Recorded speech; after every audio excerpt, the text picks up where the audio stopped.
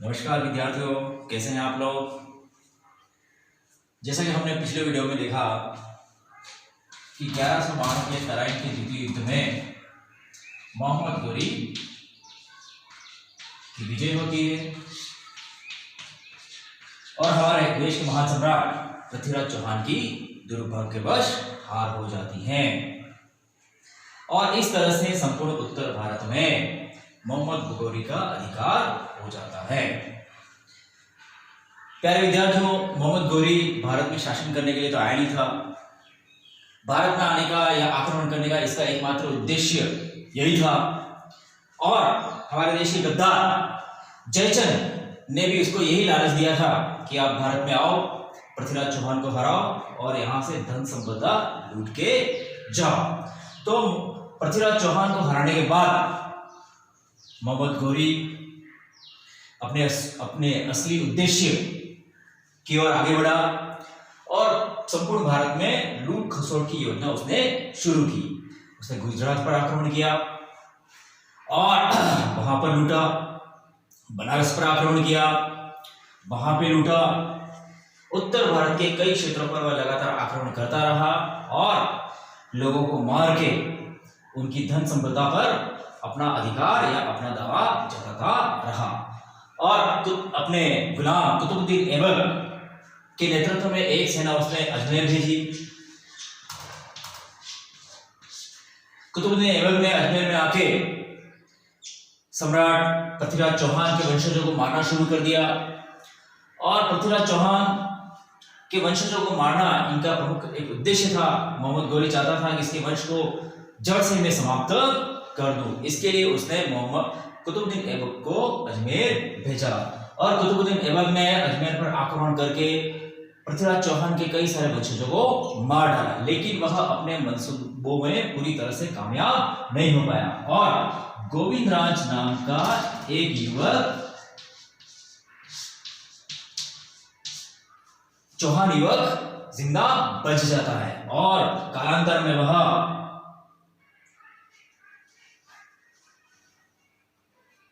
रणथंबोर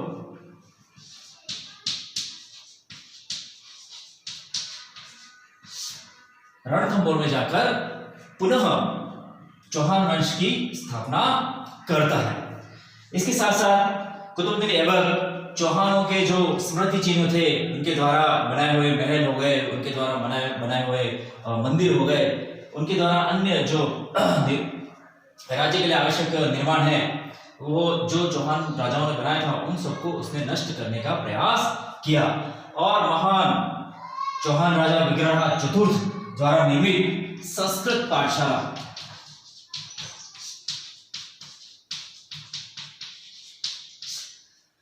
इस विश्वविख्यात संस्कृत पाठशाला को भी कुतुबुद्दीन ऐबक ने तोड़ दिया और यहाँ पर मस्जिद बनाने का प्रयास किया जिसको हम 2.5 दिन के झोपड़े के नाम से जानते हैं।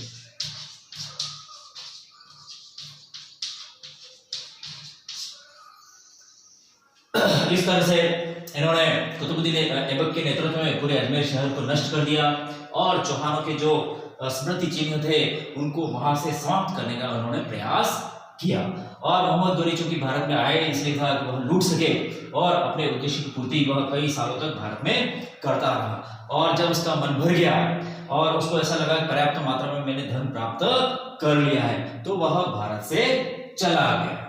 प्यारे विद्यार्थियों, भारत पर कई सारे मोहम्मद गोरी से पहले कई सारे आक्रमणकारियों ने आक्रमण किया था, जैसे कि मोहम्मद गजनवी, है ना। तो ये जो आक्रमणकारी थे मोहम्मद गोरी से पूर्व भारत में आते थे, यहाँ पर लूट खसोट करते थे और फिर वापस अपने अपने देश की ओर चले जाते थे। किसी ने ऐसा प्रयास नहीं किया कि यहाँ पर अपनी शासन व्यवस्था स्थापित करें, लेकिन मोहम्मद गोरी जो भारत में आया, भारत को लूटा, धन संपदा समेटी और वापस गजनी की ओर लौट गया। लेकिन लौटने से पहले अपने प्रिय गुलाम या प्रिय शिष्य कुतुबुद्दीन ऐबक को दिल्ली का सूबेदार बना गया। तो इस तरह से पूरा उत्तर भारत कुतुबुद्दीन ऐबक के नेतृत्व में आ गया।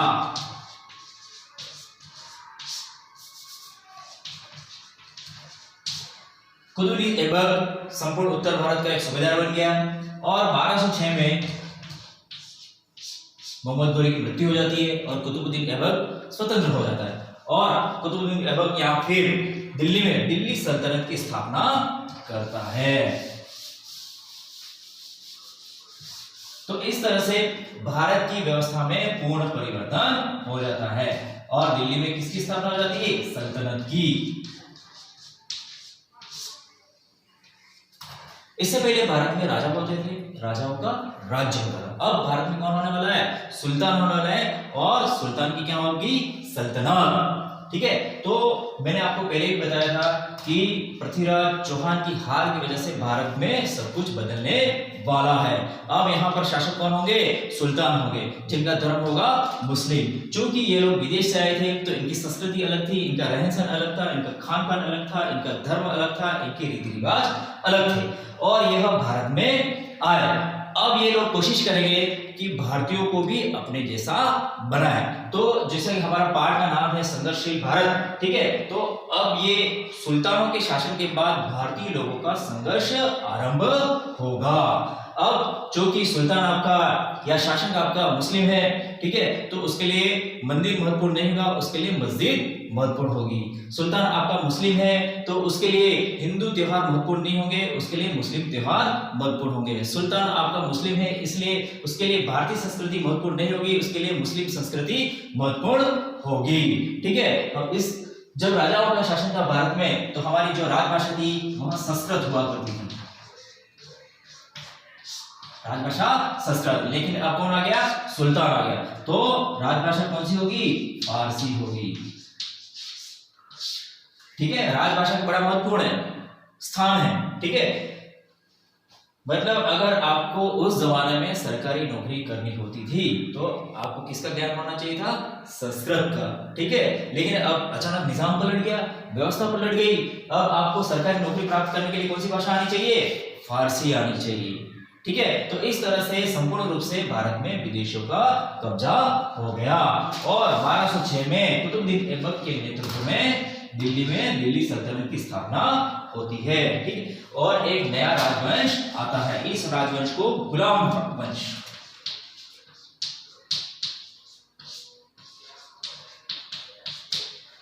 इलबारी वंश,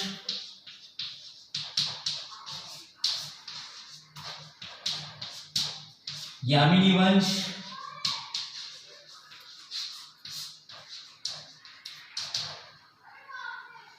तथा मामलूक वंश के नाम से जाना जाता है।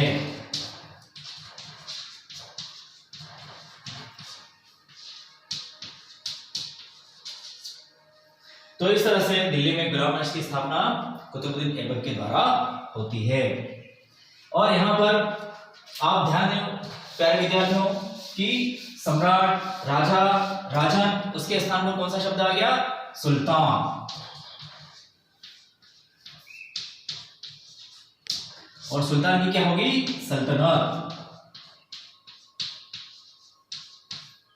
ठीक है, इसके बारे में थोड़ा सा अपन चर्चा करते हैं, सुल्तान सल्तनत क्या चीज है।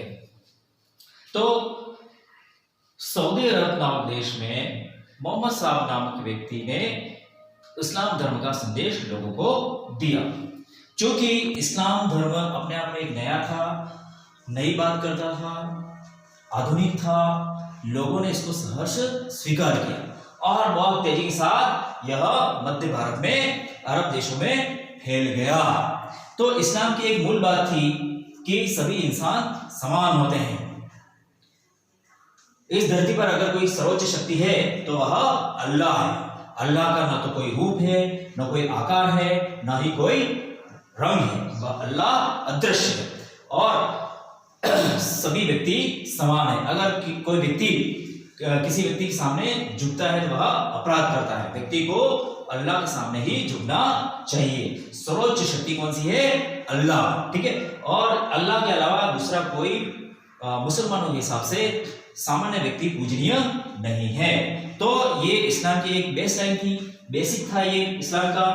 और यहां पर ये लोग फंस गए, क्योंकि समाज भी चलाना पड़ता है, राज्य भी चलाना पड़ता है, व्यवस्थाएं भी चलानी पड़ती है और ये सब चलाने के लिए कोई इनके व्यवस्थापक होना चाहिए। व्यवस्थापक राजा के रूप में होगा, सुल्तान के रूप में होगा, मैनेजर के रूप में होगा। तो उस व्यक्ति की बात तो जनता को माननी पड़ेगी, और जो कि ये बहुत बड़ा पद है तो इस पद का सम्मान भी करना पड़ेगा। ठीक है, तो एक ये समस्या आई, तो फिर जो मुस्लिम धर्म गुरु थे उन्होंने मिलकर एक रास्ता निकाला। तो मुस्लिमों का सबसे बड़ा गुरु होता है खलीफा। तो सबसे पहले अल्लाह का जो संदेश दिया था वो मोहम्मद साहब ने दिया। मोहम्मद साहब की मृत्यु के बाद जो संदेश वाहक का पद था वह किसके पास गया? खलीफा के पास गया। ठीक है, तो मुस्लिम मान्यता के अनुसार सर्वोच्च शक्ति है अल्लाह। अल्लाह संदेश देते हैं खलीफा को, और खलीफा जो अल्लाह का संदेश आम जनता तक पहुंचाता है। ठीक है, तो अब किसी व्यक्ति को सुल्तान बनना है तो वो क्या करेगा? इस खलीफा से एक पत्र प्राप्त करेगा। उस पत्र में लिखा होगा, खलीफा मुसलमान लोगों को समझाएगा या मुसलमान लोगों को लिखेगा कि एक निश्चित आपकी टेरिटरी होगी, उस टेरिटरी में ये लोग इतने लोग निवास करेंगे। इन लोगों के लिए मान लो कि जैसे कि दिल्ली में है तो कुतुबुद्दीन ऐबक है, वह इन जो भी मुसलमान लोग हैं उनका वह सुल्तान होगा। ठीक है, और आपको इसकी बात माननी पड़ेगी। ठीक है, as a Sultan, as a राजा आप इसका सम्मान करेंगे और आप इसके सामने झुकेंगे। तो इस तरह से अगर किसी व्यक्ति को राजा बनना है, सुल्तान बनना है, तो वह खलीफा से क्या करेगा? एक पत्र प्राप्त करेगा। मतलब पत्र प्राप्त करने के बाद वह क्या हो जाता है? जैसे आज होता है ना, हर काम संवैधानिक होती है, तो वह एक संवैधानिक रूप धारण कर लेता है। तो इस तरह से भारत में क्या हो गया? सल्तनत की स्थापना हुई और राजा के स्थान पर कौन आए? सुल्तान आए, और कुतुबुद्दीन ऐबक ने गुलाम वंश की स्थापना की। कुतुबुद्दीन ऐबक के गुरु थे जिनका नाम था कुतुबुद्दीन बख्तियार काकी।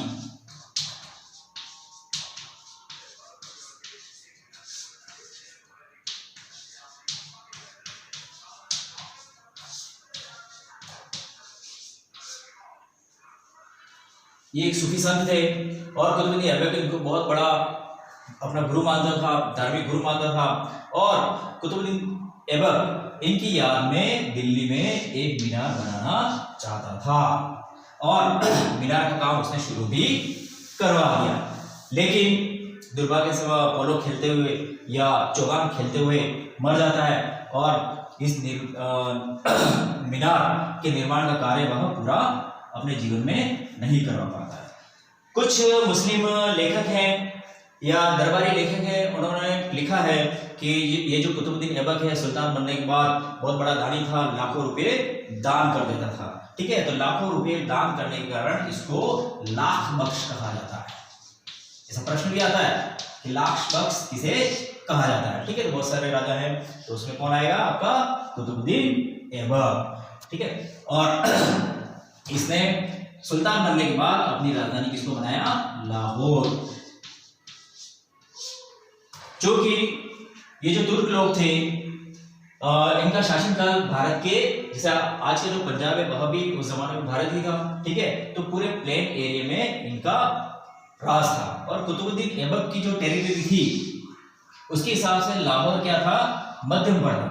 और लाहौर से क्या होगा? अपने पूरे राज्य की वह निगरानी रख सकता है। इस कारण इसने अपनी प्रथम राजधानी किसको बनाया? लाहौर को बनाया। और लाहौर में ही सन 1210 में पोलो खेलते हुए या चौगान खेलते हुए घोड़े से नीचे गिर जाता है। नीचे गिरने के कारण इसकी मृत्यु हो जाती है। ठीक है, तो 1206 में सल्तनत काल की स्थापना होती है, और यह सल्तनत काल 1526 तक स्थापित रहती है। फिर मुगल लोग आएंगे और इस सल्तनत को समाप्त कर देंगे। तो ये था कुतुबुद्दीन ऐबक।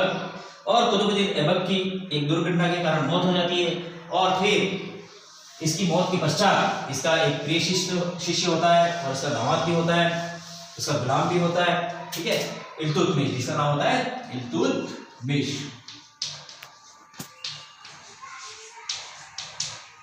जैसे तुर्की में इसको अल्तमश कहते हैं, भारत में इसको इल्तुतमिश कहते हैं, लेकिन उर्दू में या तुर्की में अल्तमश कहते हैं। तो इसके बाद सन 1210 से लेके 1236 तक दिल्ली की सल्तनत पर इल्तुतमिश का शासन स्थापित होता है और यह लगभग 26 वर्ष तक शासन करता है। तो मैंने आपको बताया था कि खलीफा से एक पत्र लेता, अधिकार पत्र, तो वास्तव में अगर कोई अधिकार पत्र लेता है तो वो कौन था? इल्तुतमिश। तो हम कह सकते हैं कि दिल्ली का वास्तविक संस्थापक या वास्तविक सुल्तान अगर किसी को कहा जाए तो वो व्यक्ति कौन होगा? इल्तुतमिश होगा। ठीक है। और सुल्तान बनने के बाद उसने सुल्तान के पद को शक्तिशाली बनाया, गौरवमयी बनाया और भारत सल्तनत की सीमाओं को उसने बेतहाशा बढ़ाया। ठीक है। इसने रणथंबोर पर भी आक्रमण किया। अभी भी चौहानों का पीछा ये लोग नहीं छोड़ रहे हैं। ठीक है। आज के मध्य प्रदेश में आक्रमण किया। इस तरह से कई सारे अभियान उसने चलाए और भारत के बहुत बड़े क्षेत्र पर इसने अधिकार करने का प्रयास किया। उसने व्यवस्था चलाने के लिए एक दल का गठन किया जिसको कहते हैं तुर्काने चहलगामी।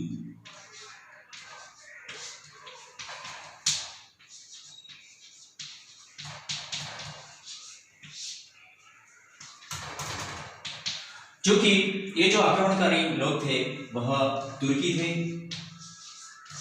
और उस जमाने में नस्ल का बहुत बड़ा महत्वपूर्ण था। तो ये जो तुर्की लोग थे ये अपने आप को बहुत ही इंटेलिजेंट समझते थे, बहुत ही सुपर समझते थे, बहुत ही बड़ा ज्ञानी समझते थे। तो तुर्कों के अलावा वह किसी पर विश्वास नहीं करते थे। केवल नस्ल के आधार पर वह तुर्की जो नस्ल है उसको सर्वश्रेष्ठ मानते थे और इसी भावना से प्रेरित होकर इल्तुतमिश ने अपने लिए 40 लोगों का एक संगठन बनाया। जैसे कि हम आज के समय में देखें तो एक प्रधानमंत्री होता है। प्रधानमंत्री अपने शासन व्यवस्था को सुचारू रूप से चलाने के लिए एक कैबिनेट का गठन करता है। ठीक उसी तर्ज पर इल्तुतमिश ने भारत में अपनी सल्तनत चलाने के लिए 40 लोगों का दल लेकर 40 तुर्कों का दल लेकर एक संगठन बनाया जिसको तुर्काने चहलगामी के नाम से जाना जाता है। और इस दल की सहायता से उसने कई सैनिक अभियान, सफल सैनिक अभियान किए। ठीक है। और प्रशासन में भी इन लोगों का सहयोग उसने प्राप्त किया। तो इस तरह से इल्तुतमिश भारत पर शासन करता है और इसके शासनकाल के समय भारत पर चंगेज खान यानी मंगोलों के आक्रमण का खतरा बढ़ गया था। एक ख्वारिज्म था, ख्वारिज्म के शाह या राजा थे, उनका पुत्र कुछ मंगोलों के खिलाफ कुछ कांड करके भाग गया था और वह दिल्ली सल्तनत में आना चाहता था। लेकिन ये जो इल्तुतमिश था बड़ा समझदार था। उसे देखा कि ये मंगोल हैं जो पूरी दुनिया पर उन्होंने तबाही मचा दी है, बड़े शक्तिशाली है, तो इनसे पंगा लेना ठीक नहीं। इसलिए वह ख्वारिज्म के शाह के पुत्र को पकड़कर फिर से मंगोलों के हवाले कर देता है। इस तरह से उसने भारत पर मंगोलों के आक्रमण को रोका। ठीक है। अगर भारत पर मंगोलों का आक्रमण हो जाता तो संपूर्ण भारत एक बार फिर बुरी तरह से रोक दिया जाता। लेकिन यहाँ पर इल्तुतमिश ने समझदारी का इस्तेमाल करते हुए मंगोलों को रोक दिया और मंगोलों ने फिर जो मुस्लिम वर्ड है उस पर भयंकर आक्रमण किए और इस तरह से 1236 में इसकी मृत्यु हो जाती है। अपनी मृत्यु से पहले उसके पुत्र होते इल्तुतमिश के, वह काफी अयोग्य होते और इस बात से वह दुखी होता है। लेकिन इसकी एक रजिया नाम की पुत्री होती है, वह काफी योग्य होती है। बचपन से ही उसे प्रशासन में या प्रशासनिक बातों को सीखने की उसके अंदर लालसा थी, उसके अंदर सैनिकों की तरह लड़ने की उसके अंदर जिज्ञासा थी। तो बचपन से ही वह एक लड़कों की भांति वह रहती थी और शिक्षा भी बिल्कुल सैनिक की तरह, एक कूटनीतिज्ञ की तरह प्राप्त करती थी। तो इस बात से रजिया की ये हरकत देखकर इल्तुतमिश बड़ा खुश हुआ और अपने जीते जी उसने घोषणा की कि अगर मैं मर जाऊं तो मेरे पुत्रों को सुल्तान न बनाया जाए, मेरी बेटी को बनाया जाए। लेकिन बेचारी रजिया है वह क्या थी? मुसलमान थी और उस जमाने में है ना एक महिला इतने बड़े पद पर आ जाए ऐसा तो सोचा ही नहीं जा सकता था। ठीक है। और सुल्तान इल्तुतमिश मर गया 1236 में और इसकी अंतिम इच्छा थी कि इसकी पुत्री रजिया है वह सुल्ताना बने।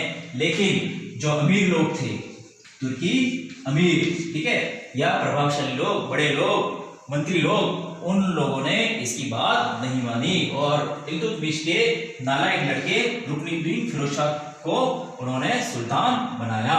लेकिन यह बड़ा ही अयोग्य था और कुछ ही समय में क्या हो गया, पूरे राज्य में अव्यवस्था फैल गई और हाहाकार मच गया और जनता के मध्य से एक आवाज उठने लगी कि व्यवस्था या शासक को चेंज किया जाए। और रजिया ने इस बात का फायदा उठाया और रुकनुद्दीन की हत्या करके रजिया सुल्तान बनी। तो अब यहाँ पर तुर्की लोग हैं, तुर्की जो अमीर लोग हैं वो भी दबाव में थे। अब उन्होंने सोचा कि चलो ठीक है, ये तो बिल्कुल नालायक निकला, लेकिन चलो इसी महिला है, इसको ही हम सुल्तान बना लेते हैं, तो ये हमारे अंडर में रहेगी, हम जैसा कहेंगे वैसा करेगी, ठीक है, तो इसको बनाने में कोई हर्ज नहीं है। तो ये सोचकर तुर्की जो अमीर तुर्की होते हैं वो भी मान गए और रजिया सुल्तान बनी। लेकिन रजिया क्या थी, बड़ी महत्वाकांक्षी थी,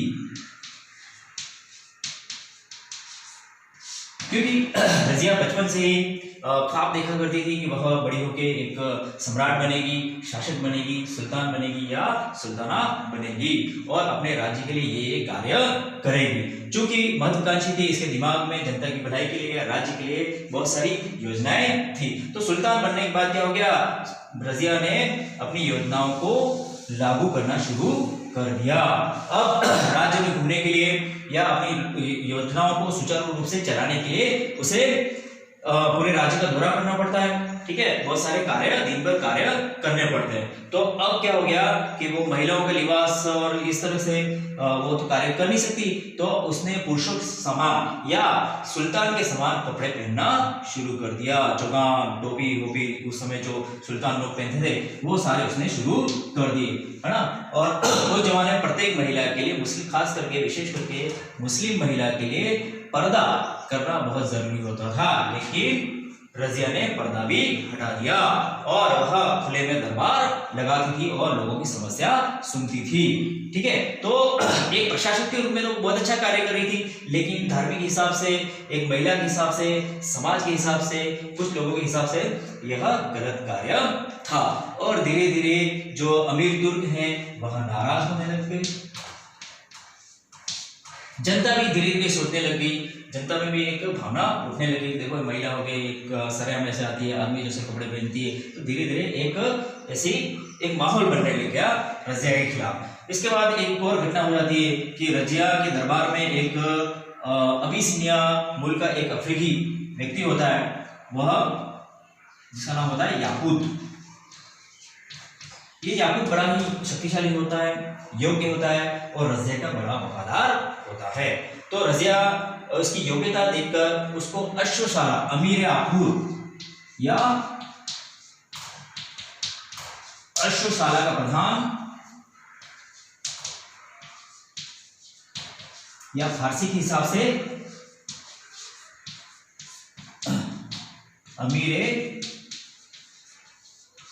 आखूर का पद दे देती है। तो उस समय मैंने पहले भी कहा था कि नस्ल का विशेष महत्व था। तो एक काला व्यक्ति, हबशी व्यक्ति, है ना, इतने बड़े पद पर आ गया, तो इसका बहाना बनाकर अमीरों ने जनता के मध्य रजिया सुल्तान को क्या कर दिया, बदनाम कर दिया। और उस समय के जो पंजाब क्षेत्र था वहां का सूबेदार था अल्तुनिया।